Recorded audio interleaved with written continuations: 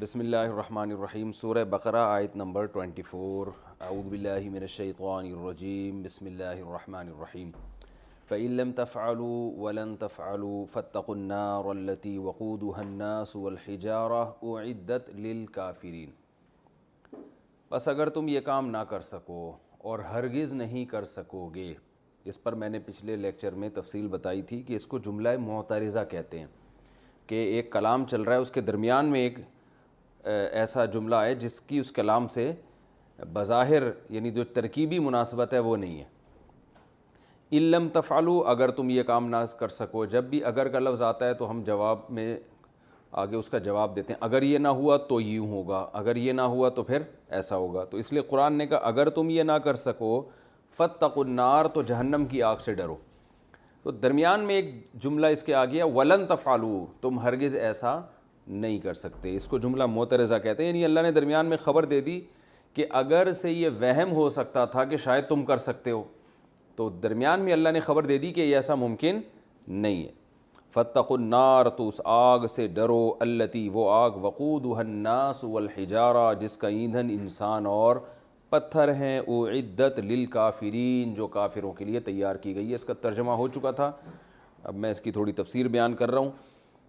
تو اس میں اللہ تعالیٰ نے بتایا کہ یہ جو ہم تمہیں قرآن کے ذریعے نصیحتیں کر رہے ہیں تو وہم ہو سکتا ہے کہ یہ اللہ کا کلام ہے یا محمد صلی اللہ علیہ وسلم نے خود سے بنا لیا ہے، تو شیطان یہ وسوسے درمیان میں ڈال سکتا ہے۔ تو اللہ تعالیٰ نے فرمایا کہ اگر تمہیں شبہ ہے کہ یہ اللہ کے علاوہ کسی اور کا کلام ہے تو انسان کا ہے نا، پھر تو تم بھی تو انسان ہو، اور محمد صلی اللہ علیہ وسلم نے تو کہیں کسی مدرسے میں، کسی اسکول میں، کسی یونیورسٹی میں پڑھا نہیں ہے۔ تمہارے پاس تو پڑھے لکھے لوگ بہت ہیں جو عربی ادب سے واقف ہیں، جو شاعری میں کمال پیدا کیا۔ عرب میں بڑے بڑے شعراء تھے، اور شاعری میں تو عرب بہت یعنی کمال تھا، ان کو عبور تھا۔ تو اللہ نے فرمایا کہ تم تو اس سے زیادہ بلیغ کلام پھر کر سکتے ہوگے، اگر یہ انسانوں کا کلام ہے تو تم سارے مل کے جمع ہو کے تم بھی ایسا کلام لے کر آؤ۔ تو اگر نہیں کر سکتے تو پھر آگ سے ڈرو۔ کیا مطلب؟ پھر بھی تم اس کی انکار کر رہے ہو اس قرآن کا، تو آگ سے ڈرو جس کا ایندھن انسان اور پتھر ہے۔ تو یہ اس سے ثابت ہوتا ہے کہ قرآن کریم جو ہے یہ بلاغت کے اعلیٰ معیار پر ہے۔ پہلے تو یہ اچھی طرح سمجھیں کہ عربی میں بلاغت کہتے کس کو ہیں، کیونکہ آج لوگ کہتے ہیں نا کیا مطلب بھئی جیسا قرآن نہیں ہم بنا سکتے، بہت سے لوگوں نے تو کوشش کی ہے بنانے کی۔ تو خوب سمجھیں کہ سب سے خوبصورت کلام وہ کلام ہوتا ہے جس میں دو چیزیں ہوں، ایک فصاحت ہو اور ایک بلاغت ہو۔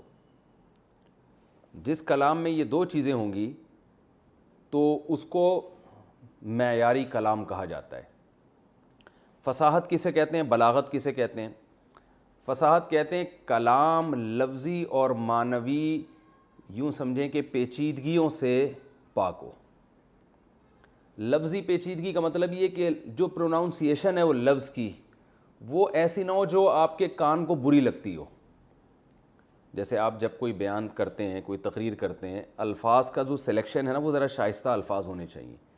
وہ بعض دفعہ فحش الفاظ آ رہے ہیں تو وہ بھی برے ہیں، بعض دفعہ الفاظ کے جو پروناؤنسیشن ہے وہ اتنی عجیب گندی سی لگتی ہے وہ حالانکہ وہ لفظ صحیح ہوتا ہے، لیکن اس کے لیے آپ جس لفظ کا انتخاب کر رہے ہیں یعنی وہ معنی صحیح ہوتا ہے لیکن وہ لفظ سننے میں اچھا نہیں لگ رہا ہوتا۔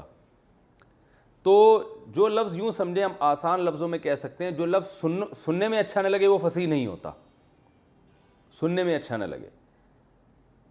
بعض زبانیں ایسی ہیں جو پوری زبان ہی سننے میں اچھی نہیں لگے گی آپ کو، بعض زبانیں ایسی ہیں کہ پوری زبان آپ کو اچھی لگے گی سننے میں، تو یہ پوری زبانیں بھی ہو سکتی ہیں فصیح۔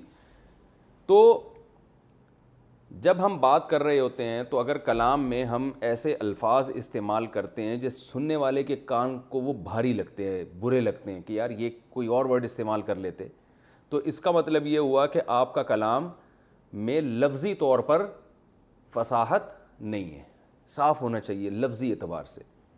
اور بعض دفعہ کلام میں معنوی عیب ہوتا ہے، یعنی اس کے میننگ اچھے نہیں ہوتے، تو اس لیے فصاحت کی جو تعریف ہے خلو الکلامی عن التعقید اللفظی والمعنوی، اور یہ ہر زبان کا اپنا ایک اصول ہوتا ہے، لہذا ایک زبان کے قاعدے دوسری پہ فٹ نہیں کیے جا سکتے۔ اور بلاغت کہتے ہیں کون الکلامی مطابقا لمقتضى الحال، آپ جو کلام کرنا چاہتے ہیں نا، جو مضمون آپ بیان کرنا چاہتے ہیں، تو آپ کے الفاظ اور ان الفاظ کی جو ترکیب ہے، جس ترتیب سے آپ نے ان الفاظ کو جوڑا ہے، اس سے پورا وہ معنی ادا ہو رہا ہو جو آپ ادا کرنا چاہتے ہیں، اور وہ موجودہ حالت کے بالکل عین مطابق ہو۔ مثال کے طور پر اگر کوئی آپ سے کہتا ہے، میرے پاس کوئی آتا ہے، مفتی صاحب آپ نے قرضہ لیا ہے، ایک عام الفاظ میں آ کے نا، ایک عام دوست آیا، جیسے آپ آ گئے، آپ نے مجھ سے کہا کہ آپ نے جو ہے وہ مجھ سے پیسے لیے تھے تو کب واپس مل جائیں گے؟ تو ایک دم میں جوش میں آ کے کہتا ہوں، اللہ کی قسم، اس ذات کی قسم جس نے ساتوں آسمانوں اور ساتوں زمینوں کو بنایا، اور اس سے بڑا بہتان کوئی نہیں ہے کہ میں نے آپ سے قرضہ لیا، خدا کی قسم لا الہ الا اللہ، یہ آپ جھوٹ بول رہے ہو۔ تو آپ کہو گے بھائی کیا ہو گیا، اتنی قسمیں اور اتنے قلابے ملانے کی کیا ضرورت ہے؟ سیدھے سیدھے بولتے ہیں بھائی نہیں لیے میں نے، یہی ہوگا نا۔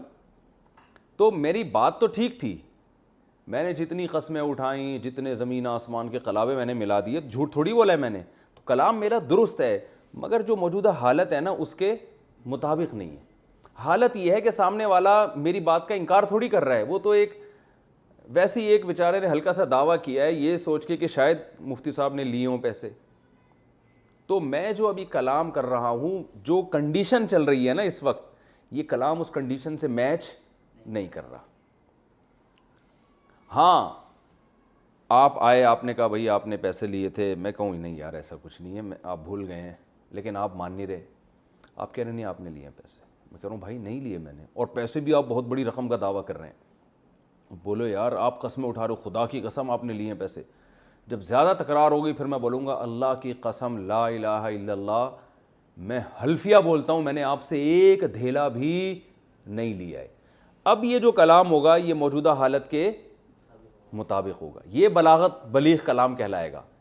پہلی دفعہ جب میں نے اتنی قسمیں وسمیں اٹھائی جب ضرورت نہیں تھی تو یہ کیا کہلا رہا تھا؟ غیر بلیغ۔ لوگ کہیں گے ابے کیا پاگل ہو گیا ہے، ٹھیک ہے نا۔ تو بلاغت کا مطلب کیا ہوتا ہے؟ حالت، جس سچویشن، جس قسم کے کلام کا مطالبہ کر رہی ہے۔ اس میں صرف قسمیں نہیں ہوتی، اور بہت ساری چیزیں ہوتی ہیں کہ آپ الفاظ کو جوڑتے کس ترتیب کے ساتھ ہیں۔ الفاظ کو جس ترتیب سے آپ جوڑتے ہیں نا، دیکھیں اس کی مثال میں ایک اور مثال دیتا ہوں۔ ایک آدمی نے آپ سے آ کے سوال کیا، زید کھڑا ہوا ہے یا بیٹھا ہوا ہے؟ اس کا مقصد کیا تھا کہ زید کس کنڈیشن میں ہے، کھڑا ہوا ہے یا بیٹھا ہوا ہے یا لیٹا ہوا ہے، کیا کر رہا ہے؟ تو میں جواب میں کہوں گا زید قائم، زید کیا ہے؟ کھڑا ہوا ہے۔ تو زید کے بارے میں نے خبر دی، کیا ہے وہ؟ کھڑا ہوا ہے۔ کھڑا ہوا کا لفظ بعد میں اور زید پہلے۔ آپ آئے اور آپ کے ذہن میں سوال یہ کہ کھڑا ہوا آدمی ہے کون؟ بندہ تو کھڑا ہوا ہے، لیکن یہ زید ہے، بکر ہے، کون ہے؟ اب آپ کا پوچھنے کا مقصد یہ ہے کہ کھڑا ہوا آدمی بندہ کون ہے؟ اب میں جواب میں کہتا ہوں زید قائم، زید کھڑا ہوا ہے، بات ابھی بھی درست ہے لیکن موجودہ حالت کے مطابق نہیں ہے۔ القائم زید میں بولوں گا، ایسے موقع بولوں کھڑا ہوا آدمی کون ہے؟ زید ہے۔ اب میں کہوں گا زید کھڑا ہوا ہے، پہلے بھی بات درست تھی، اب بھی درست ہے، لیکن اس کے مطابق، سوال کے مطابق نہیں ہے، یا کنڈیشن جو چل رہی ہے اس کے مطابق نہیں ہے۔ تو یہ جو بلاغت ہے، بلاغ کہتے ہیں اپنی بات پہنچا دینا۔ تو بات کو پہنچانے کے 20 طریقے ہوتے ہیں سامعین تک۔ سب سے بہتر جو طریقہ ہے، قرآن کا یہ دعویٰ ہے کہ وہ ہمارا ہے، اس سے بہتر طریقہ کوئی ہے ہی نہیں۔ یعنی خلاصہ کیا نکلا؟ قرآن نے جو کہا کہ اس جیسا کلام لے کر آؤ، تو کیا مطلب؟ الفاظ کی سلیکشن ایسی ہو جیسی قرآن کی ہے، معنوی تاکید بھی نہ ہو۔ معنوی کا مطلب اس کے مفہوم بہت مشکل ہو۔ معنوی میں نے بتایا نا، ایک لفظی تاکید عربی میں کہتے ہیں گرہ کو، لفظی گرہ بھی نہ ہو، معنوی گرہ میں اس کی کیونکہ اہم ٹاپک ہے نا، اس کو تھوڑا سمجھانا پڑے گا۔ جب کسی چیز میں گرہ لگ جاتی ہے تو کتنی پیچیدگی ہوتی ہے نا، اسے بیٹھ کے کھول رہے ہوتے ہیں۔ اور ایک چیز ہوتی ہے جو سلجھی ہوئی، کھل گئی، خوابوں کی طرح تھا نہ خیالوں کی طرح تھا، وہ شخص ریاضی کے سوالوں کی طرح تھا، الجھا ہوا ایسا کہ کبھی کھل نہیں پایا، سلجھا ہوا ایسا کہ مثالوں کی طرح تھا۔ تو سلجھا ہوا کا اپوزٹ کیا ہے؟ الجھا ہوا، جو گرے لگ جاتی ہیں۔ تو کلام میں بعض دفعہ گریں ہوتی ہیں، وہ لفظی گرہیں بھی ہوتی ہیں. لفظی کا مطلب سمجھ میں آ رہا ہے, لفظ کانوں کو اچھا نہیں لگ رہا, گاڑا لفظ ہے, بہت ہی عجیب سا برا لفظ ہے, مکروہ لفظ ہے, معنی حالانکہ بہت اچھا ہے اس کا. اور بعض مرتبہ لفظ صحیح ہوتا ہے, اس کا معنی اچھا, اس کا جو اصل ڈکشنری میں جو معنی ہے وہ معنی اچھا نہیں ہوتا. اچھا نہیں ہونے کا مطلب یہ ہے کہ معنی سمجھ میں نہیں آ رہا ہوتا اس کا. اچھا نہ ہونا تو ایک الگ چیز ہے, یعنی مشکل لفظ آپ استعمال کرتے ہیں, آسان لفظوں میں یوں کہہ سکتے ہیں. اب جیسے وہی ہے نا, وہ حکیم صاحب کے پاس یہ خطوطان معدہ میں حالات خانہ جنگی سی ہو رہی ہے. ایک آدمی حکیم صاحب کے پاس گیا کہ غدودان یا پتہ نہیں خطوطان معدہ میں حالات خانہ جنگی سی ہو رہی. یہ پورا کلام ہی غیر فصیح ہے, اس لیے کہ حکیم صاحب کی سمجھ میں ایک لفظ بھی نہیں آیا, سارے مشکل الفاظ. تو اس سے کیا ہو رہا ہے, یہ حکیم کو ایسا لگ رہا ہے جیسے یہ کلام میں گرہیں بندھی ہوئی ہیں, الجھا ہوا کلام ہے. تو گرہوں کی وجہ سے ہم یہ کہیں گے کہ حالانکہ خدودان معدہ بذات خود لفظ بہت اچھے ہیں, حالات بھی بہت اچھے, خانہ جنگی بھی بہت اچھے لفظ ہے, بڑا ایک اچھا لگ رہا ہے کانوں کو سن کے, لیکن مفہوم سمجھ میں نہیں آ رہا کہ ہے وہ کیا ہے. یہ معنوی پیچیدگی ہے اس کلام میں, یعنی اس کلام کے میننگ آسانی سے سمجھ میں نہیں آتے, بہت زیادہ غور کرنا پڑتا ہے, یار یہ بول کیا رہا ہے آدمی. تو اس سے کیا ہوتا ہے کہ جیسے لوگ کہتے ہیں نا, بعض علماء کے بیانات ایسے ہیں, بڑی شائستہ اور بڑی زبردست اردو استعمال کرتے ہیں, لیکن گاڑی اردو ہے, سمجھ میں نہیں آتی. تو آپ بتاؤ ان علماء کا پھر اثر ہوگا؟ آپ کا ٹیچر ایسی زبان میں آپ سے بات کر رہا ہے جو آپ کی سمجھ میں ہی نہیں آ رہی, یعنی بہت گاڑے الفاظ استعمال کر رہا ہے, تو آپ تھکنا شروع ہو جاؤ گے. تو ایسی تھکاوٹ جس کلام سے پیدا ہو رہی ہو, ہم کہتے ہیں اس کلام میں فصاحت نہیں ہے. تو قرآن میں کوئی لفظ ایسا نہیں ہے جس کی پروناؤنسیشن آپ کو کانوں کو لگے بری, اور کوئی لفظ ایسا نہیں ہے جس میں گاڑی عربی استعمال ہوئی ہو. آپ کو پتہ ہے عرب لوگ, یعنی ہم جب عربی گرامر پڑھتے ہیں نا مدرسوں میں, تو سب سے پہلے ہمیں قرآن سمجھ میں آنا شروع ہو جاتا ہے, کیونکہ سب سے آسان عربی کس کی ہے؟ قرآن کی. انتہائی آسان ہے, کوئی مشکل ورڈ ہے ہی نہیں. پھر اس کے بعد حدیث تھوڑی مشکل ہے, جب ہم حدیث پڑھتے ہیں تو اس کے لیے ہمیں دیکھنا پڑتا ہے, اس کے وکیبس سمجھنا پڑتی ہیں, اور اس سے زیادہ مشکل پھر فقہ ہے, اور پھر عربی ادب کی کتابیں تو بہت ہی مشکل ہیں. اور یہ بھی میں ایک بات بتا دوں, آپ کہہ سکتے ہیں کہ قرآن نے تو بہت آسان زبان استعمال کی ہے, تو اس کا مطلب یہ ہوا کہ یہ تو پھر بلیغ کلام نہ ہوا. تو یاد رکھو, آج کسی شاعر سے جا کے پوچھو, شاعری میں یا کلام میں آسان الفاظ استعمال کرنا مشکل کام ہے, مشکل الفاظ استعمال کرنا آسان کام ہے. یہ جتنے بڑے بڑے اردو کے شاعر گزرے ہیں نا, ان کا کمال یہ تھا کہ انہوں نے اشعار میں بات کہی ہے اور کوئی لفظ ایسا استعمال نہیں کیا انہوں نے جو عوام کی سمجھ میں نہ آ رہا ہو. علامہ اقبال کی بھی دو قسم کی شاعری, ایک مشکل بھی اور آسان بھی. علامہ اقبال کی وہ شاعری جو مشکل ہے, اگر علامہ اقبال زندہ ہوتے نا, آپ ان سے پوچھتے کہ جو مشکل شاعری ہے آپ کی, جو عوام کے لیے مشکل ہے, وہ آپ کے لیے بھی مشکل تھی, تو وہ جواب میں کہیں گے جو میری مشکل شاعری ہے نا وہ میرے لیے آسان تھی, اور جو آسان شاعری ہے وہ عوام کے لیے مشکل ہے لیکن میرے لیے آسان شاعری جیسے عوام کے لیے تو آسان ہے لیکن میرے لیے کیا ہے, وہ مشکل ہے. تو مشکل آسان الفاظ میں اپنی بات کو ڈیلیور کرنا یہ مشکل کام ہے. اس کے لیے آپ کے پاس وکیبس کا بہت بڑا ذخیرہ ہونا چاہیے, جس میں آپ کو پتا ہو کہ میں جب یہ بات کہوں گا تو یہ لفظ بھی ہے, یہ لفظ بھی, یہ مشکل ہے اور یہ کیا ہے, آسان ہے. جس کے پاس اتنا ذخیرہ نہیں ہوتا نا, وہ پھر مجبور ہوتا ہے مشکل الفاظ لانے پر, کیونکہ اس کے پاس اپنی بات کو ادا کرنے کے لیے کوئی دوسرا آلٹرنیٹ لفظ ہوتا نہیں ہے. اور پھر وہ ایسا لفظ بھی ہو نا جو اس کلام میں ایڈجسٹ بھی تو ہو جائے, صرف وکیب ہونا کافی نہیں ہے نا, وہ اس جملے میں اس نے رکھنا بھی ہے. تو قرآن کا یہ کمال ہے کہ قرآن نے بہت آسان الفاظ میں, بہت آسان مثالوں کے ذریعے اپنی بات کو سمجھائے. اچھا, ایک اور اس کی میں مثال دوں کہ آپ یہ دیکھیں, جو لوگ جس زبان پر قدرت رکھتے ہیں وہ اس زبان میں جب اسپیچ کرتے ہیں تو لوگوں کو آسانی سے سمجھ میں آتی ہے. اس کی وجہ کیا ہے, انہیں اس زبان پر قدرت ہوتی ہے, اور جو اس زبان کو سیکھ کے اسپیچ کرتے ہیں وہ آسانی سے سمجھ میں نہیں آتی. اس کی وجہ کیا ہے, انہوں نے اس زبان پر قدرت نہیں ہوتی, نہ ہونے کی وجہ سے مشکل الفاظ لا رہے ہوتے ہیں وہ, یعنی قدرت نہیں ہوتی نا, اس کی وجہ سے وہ کیا لا رہے ہوتے ہیں, مشکل الفاظ. اب جیسے میں ایک لفظ استعمال کرتا ہوں, یار یہ چیز مارکیٹ سے شارٹ ہے.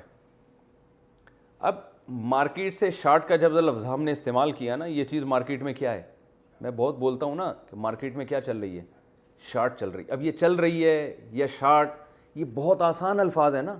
یہ جو پیدائشی اردو اسپیکنگ نہیں ہوگا اس کے لیے یہ الفاظ استعمال کرنا مشکل ہوگا. نہیں آ رہی بات میرا خیال ہے.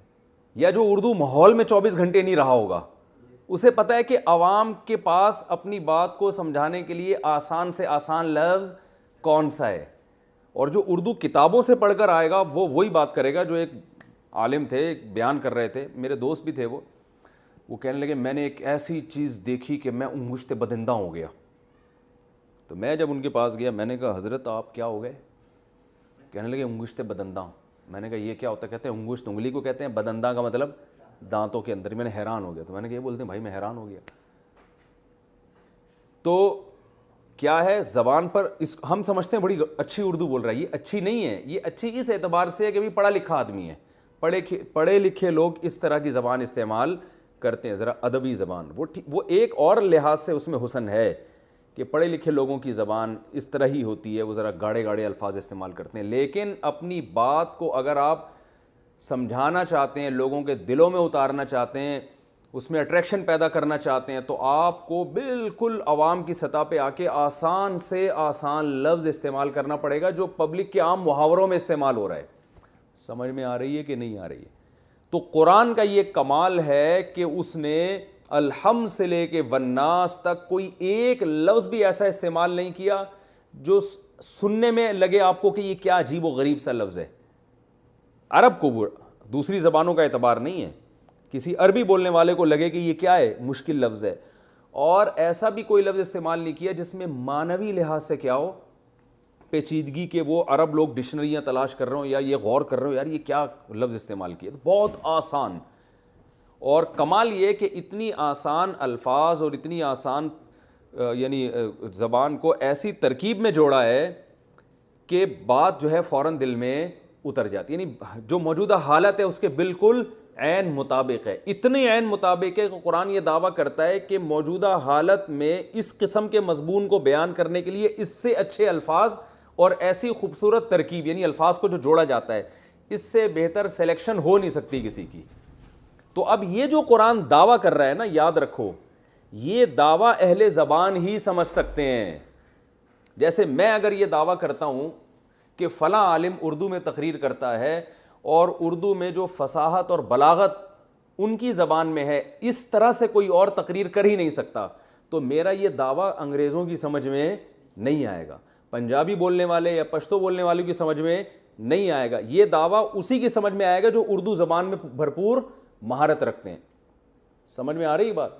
تو لہذا ایک عام آدمی, جیسے اب عام لوگ کہتے ہیں کہ قرآن بڑا فصیح و بلیغ ہے اور بلاغت کے اعلیٰ معیار پہ پہنچا ہوا ہے, تو ہمیں کیسے پتہ چلے گا پہنچا ہوا ہے؟ تو بھائی ہم اس کو فصاحت و بلاغت کی ڈیفینیشن تو بیان کر سکتے ہیں, لیکن یہ فیصلہ کرنا کہ واقعی اس معیار پہ پہنچا ہوا ہے یا نہیں, یہ غیر عربی کا کام نہیں ہے. وہ سمجھ ہی نہیں سکتا اس کو.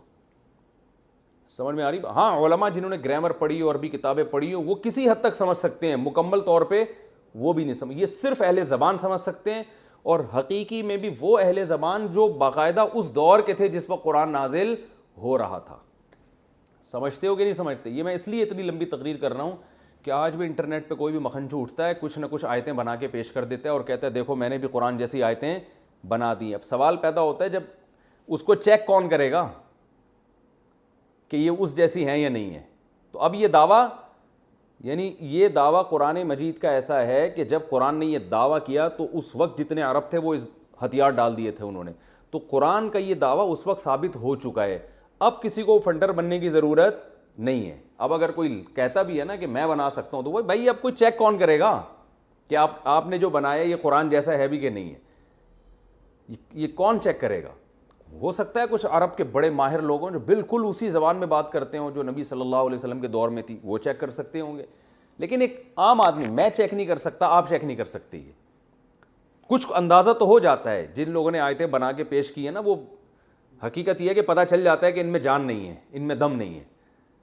لیکن یہ کہ کوئی لیبارٹری نہیں ہے جہاں ہم رکھ کے یہ ٹیسٹ کر سکیں کہ بھائی یہ واقعی قرآن کے مطابق نہیں ہے. تو اس لیے اب اگر کوئی یہ آیتیں پیش کرتا ہے کہ میں نے قرآن جیسی, تو اس صفحے کو آپ پھاڑ کے کیا کر دیں، جس صفحے پہ اس نے لکھی ہو نا، پھاڑ کے آگ میں پھینک دیں، کیونکہ اب یہ بحث کیا ہو چکی ہے، ختم ہو چکی ہے۔ جو صحیح قول علماء کا اس قسم کی آیتوں کے بارے میں وہ یہی ہے کہ جس وقت قرآن نے چیلنج کیا، پوری دنیا میں جہاں جہاں بھی عرب تھے وہ اس چیلنج کا جواب نہیں دے سکے، اور وہ عاجز آئے ہیں، انہوں نے کہا نہیں۔ اور واقعی دیکھو اگر دیا ہوتا تو کوئی تو تحریر ہمارے پاس آئی ہوتی نا، اتنے اسلام دشمن دنیا میں ہیں، تو اس وقت کی کوئی تو کتاب ہوتی کہ بھئی یہ فلاں مشرک نے یا فلاں غیر مسلم نے یا فلاں یہودی جو عربی جانتا تھا اس نے قرآن کے مقابلے میں بنائی تھی، اور اس کو عربوں نے کہا تھا کہ واقعی یہ کس جیسی ہے، بلاغت میں اسی معیار پر ہے۔ تو کوئی ایک پیج بھی آج تک ہمارے پاس ایسا نہیں پہنچا، حالانکہ اسلام کے خلاف سازشیں تو ہوتی رہی ہیں۔ تو یہ اس کی علامت ہے کہ قرآن نے جو یہ دعویٰ کیا ہے، اس مقام پہ قرآن نے دعویٰ کیا کہ اگر تم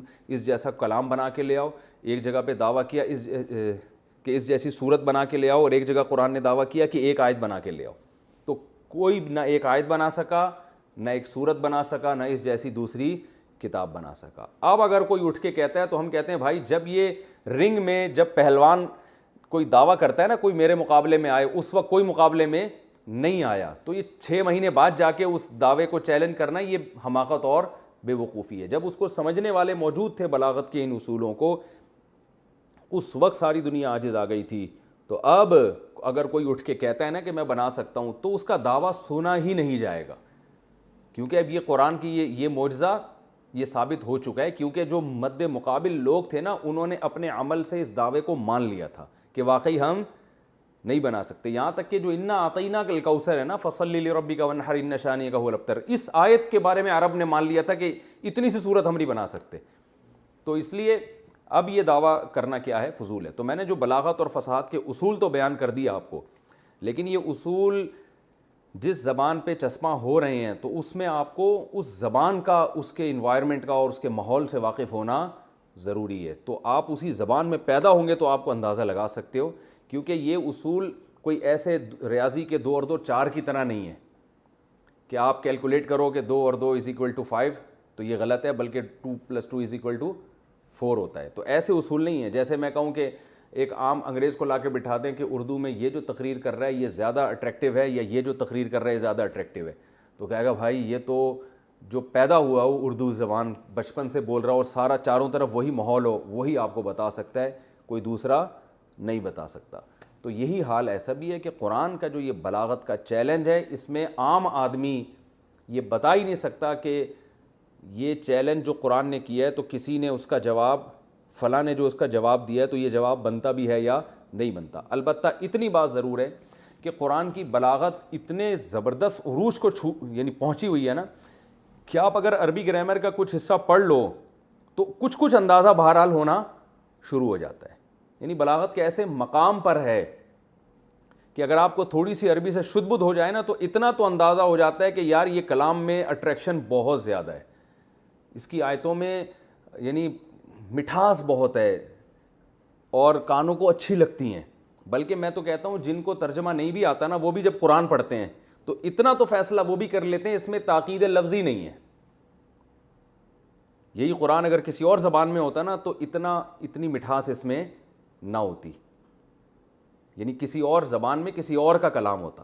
تو اللہ کا کلام ہے تو الفاظ بھی ایسے ہیں جس کانوں کو سن کے کیا مزہ آتا ہے۔ نہیں لوگ حرم، وہ امام حرم کی تلاوت لگا کے بیٹھے ہوتے ہیں، کوئی قاری عبد الباسط کی تلاوت لگا کے بیٹھا ہوتا ہے، حالانکہ سمجھ میں نہیں آ رہا ہوتا، پھر مزہ پھر بھی آ رہا ہوتا ہے۔ اور رہا یہ کہ اٹریکشن کتنی ہے تو وہ دیکھ لو آپ، اس میں کتنے بڑے بڑے سخت دل لوگ اس سے پگھل گئے ہیں، اور آج بھی لوگ قرآن پڑھ کے روتے ہیں، تو اس کا مطلب اٹریکٹ کر رہا ہوتا ہے نا، اثر کر رہا ہوتا ہے ان کے اوپر۔ جن پہ نہیں کر رہا ہوتا قرآن نے ان کے بارے میں بتایا ان کے دل کیا ہو چکے ہیں، پتھر بن چکے ہیں، سخت ہو چکے ہیں۔ اور پھر قرآن نے ان کی بھی مثالیں دی ہیں پتھروں سے، وہ مثالیں خود بلاغت کے اعلیٰ اصولوں پر قائم ہیں۔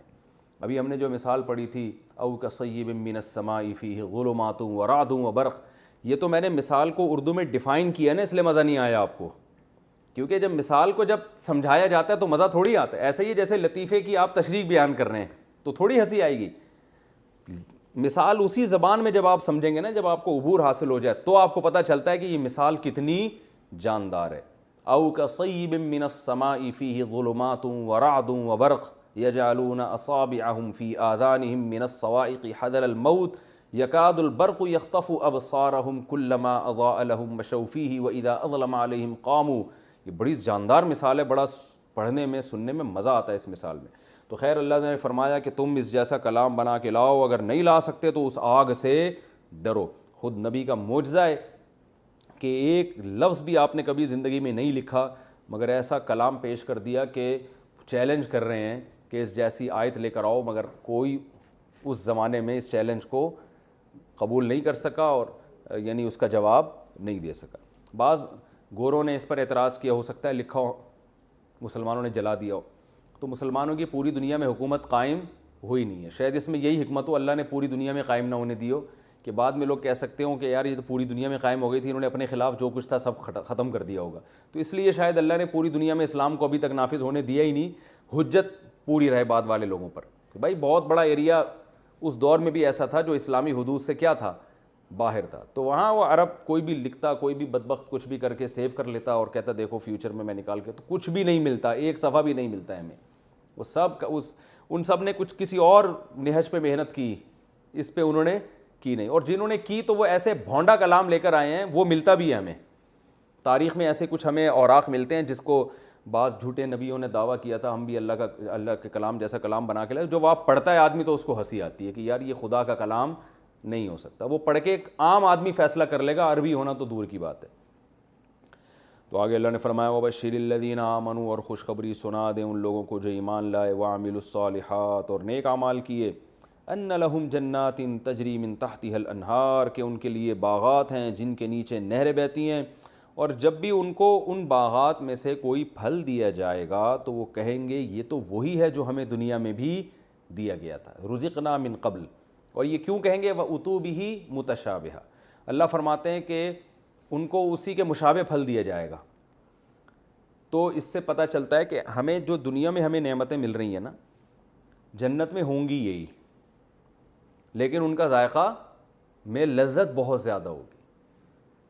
اب یہی کیوں اللہ دے رہے ہیں, بہت ساری حکمتیں اس کی علماء نے بیان کی ہیں. جو بڑی حکمت سمجھ میں آتی ہے کہ انسان جس چیز سے مانوس ہوتا ہے نا اس سے دیکھ کے خوش ہوتا ہے.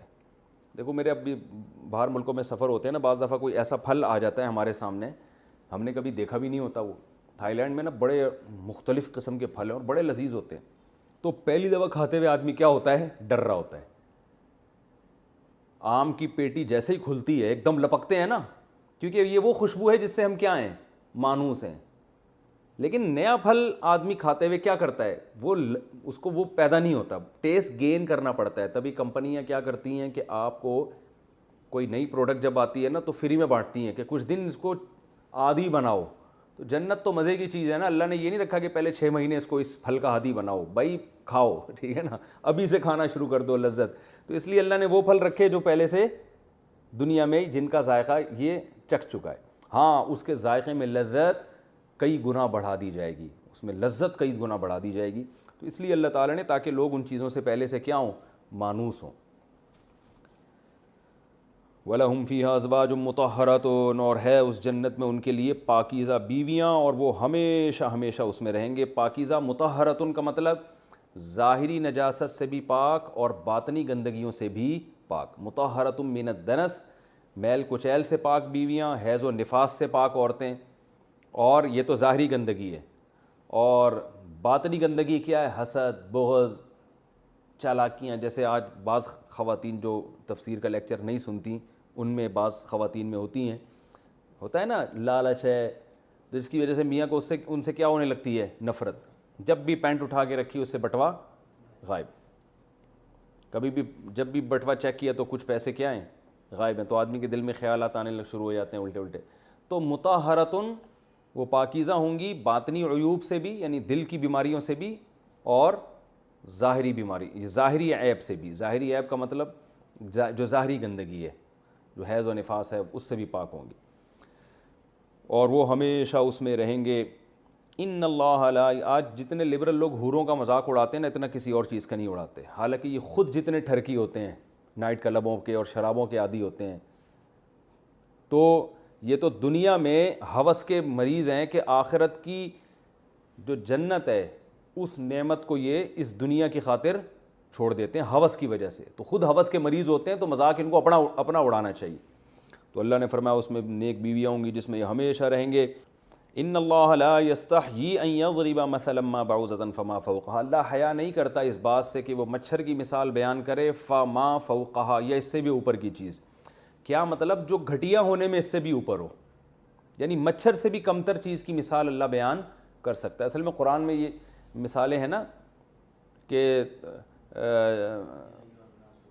ضرب مثل فاستمعوا له, کہ ایک مثال بیان کی جاتی ہے اسے غور سے سنو. تم جن معبودوں کی عبادت کرتے ہو نا, اگر مکھی ان سے کوئی چیز لے کے اڑ جائے تو کیا ہے؟ ضرب مثل فاستمعوا ان الذين تدعون من دون الله لن يخلقوا ذبابا. ایک مکھی بھی نہیں پیدا کر سکتے یہ. وَإِن يَسْلُبْهُمُ الذُّبَابُ شَيْئًا لَا يَسْتَنقِذُوهُ مِنْهُ. اور مکھی ان سے کوئی چیز لے کے بھاگ جائے تو اسے چھڑا نہیں سکتے. وہ جو بت ہے نا, تو مکھی بھی پیدا نہیں کر سکتے. تو اس پہ مشرکین کہنے لگے یہ اگر اللہ کا کلام ہے, ایک طرف تو آپ کہتے ہیں بلیغ اور فصیح اور بادشاہ کا کلام, تو بادشاہ مکھی مچھر کی مثالیں, مکھی کی مثالیں کیوں دے رہا ہے؟ یہ بھی آج بھی لوگوں کو نا اس طرح کی چیزیں ہوتی ہیں, اعتراضات نکالتے ہیں, کچھ علماء کے کلام میں نکالتے ہیں, کچھ قرآن میں, کہ اللہ ہے اور مثال کس چیز کی دے رہا ہے؟ مکھی کی, کہ مکھی نہیں پیدا کر سکتے. تو قرآن نے اس کا جواب دیا کہ مکھی تو دور کی بات, اللہ مچھر کی مثال بیان کرنے سے بھی حیا نہیں کرتا. یہ حیا نہ کرنا ہمارے زبان میں اللہ نے بات کی ہے نا ہم سے, ہمیں شرم آتی ہے نا چھوٹی چھوٹی مثالیں دیتے ہوئے. تو فما فوقہا, بلکہ مچھر سے بھی کوئی گھٹیا چیز ہو تو اس کی بھی اللہ مثال دے گا. اس لیے کہ وہ جو مثال ہے نا, وہ تم مچھر کی اور مکھی کی شکل کو دیکھ کے گھٹیا ہونے کا فیصلہ کر رہے ہو. جو اللہ نے دعویٰ کیا ہے نا کہ تم مکھی پیدا نہیں کر سکتے, اس دعوے کو نہیں دیکھ رہے کہ واقعی مکھی اور مچھر اللہ کی قدرت کے بہت بڑے شاہکار ہیں. میں نے یہ آیت کے پہ نا مچھر پہ تحقیق کی تھی. اس آیت کی ایک جگہ میں نے تفسیر بیان کی, تو مچھر کے بارے میں میں نے بڑی تحقیق کی کہ اللہ نے مچھر کو اتنا ہائی لائٹ کیوں کیا قرآن مجید میں. حالانکہ مچھر کیسا جانور ہے, بیکار سا. تو پتہ چلا بھائی مچھر بھی عجیب چیز ہے بھائی. کم بخت 100 یا 400 آنکھیں ہوتی ہیں اس کے, اتنی سی کھوپڑی میں دماغ بھی ہے اور اس میں 100 آنکھیں ہیں, کم سے کم 100 آنکھیں جن سے وہ ہر طرف دیکھ رہا ہوتا ہے. پھر اس کا ایسا عجیب و غریب سسٹم ہے, جب یہ مچھر کی مادہ آ کے خون چوستی ہے نا, یہ خون چوسنے کا پروسیس ہی بڑا عجیب ہے. یہ تو ایسا لگتا ہے کوئی بڑا میڈیکل کالج میں پڑھا ہوا ہو جس کو پتا ہو کہ ٹیکا لگاتے کیسے ہیں, تکلیف سے کیسے بچانا ہے, پھر کھینچنا کیسے ہے, پھر کون سے کیمیکل چھوڑنا ہے, جیسے ڈاکٹر نہیں کر رہے ہوتے. ایک ایک چیز جانتا ہے یہ کم بخت. تو کیا مچھر کی مادہ کیا کرتی ہے, وہ جب آپ کے بیٹھے گی نا, بیٹھتے ہی سب سے پہلے تو سوئی گھسڑے گی اندر. نہیں, پہلے اس جگہ کو سن کرتی ہے تاکہ آپ کو تکلیف نہ ہو, کیونکہ اگر ویسے ہی گھسڑ دیا آپ ایک دم اٹھ کے چماٹ لگاؤ گے اس کے نا, ٹھیک ہے نا, کہ یار یہ کیا ہو. بڑی ڈیڑھ ہوشیار ہے, اس کو پتہ ہے پہلے سے وہ سن کرے گی اس جگہ کو. پھر وہ ایسے وہ داخل کرتی ہے سوئی اس کے اندر اپنی, پھر ایسے جیسے ہم کھینچتے نہیں ہیں, کھینچ کھینچ کے پھول کے کپا بن جائے گی.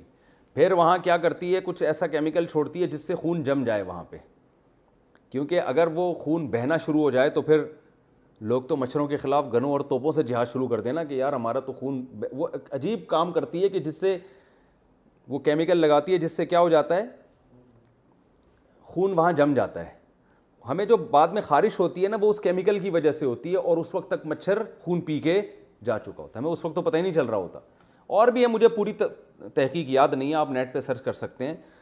تو مچھر کوئی معمولی چیز نہیں ہے. تو اللہ نے فرمایا کہ اللہ اس بات سے بالکل حیا نہیں کرتا. جیسے یہ ایسے ہی ہے جیسے ہم کوئی دعویٰ کریں نا, ابے بھائی یہ مشین میں نے بنائی ہے تو تم بھی ایسی مشین بنا کے دکھاؤ. اگلا کہتا ہے ابے کیا بنا دیا تم نے یار, تو میں شرمندہ ہوتا ہوں یار کسی اور چیز کی مثال دے دیتا. لیکن مجھے پتہ ہے, اتنا کانفیڈنس ہے کہ میں نے جو مثال دی ہے نا, اس کا باپ بھی ویسی چیز نہیں بنا سکتا. تو میں شرمندہ نہیں ہوں گا, بلکہ میں کہوں گا بھائی میں نے جو چیلنج کے لیے اپنی پروڈکٹ آپ کے سامنے پیش کی ہے, میں اس پہ ذرہ برابر بھی شرمندہ نہیں ہوں. تو بالکل یہی انداز کس کا ہے, قرآن مجید کا, کہ ہم نے جو مکھی کی مثال دی ہے, مکھی دور کی بات, اللہ کہتے ہیں مکھی کو اور چھوٹا کر لو, مچھر پہ آ جاؤ, ٹھیک ہے نا. تو مچھر کی مثال دیتے ہیں, تم مچھر بنا کے دکھا دو. تو یہ نہیں تم سے بن سکتا، اور اللہ اس سے شرمندہ نہیں ہے. اپنی جو اللہ نے مثال دی تھی نا مکھی کی، اللہ اس میں شرمندہ نہیں ہے کیونکہ تم بنا نہیں سکتے.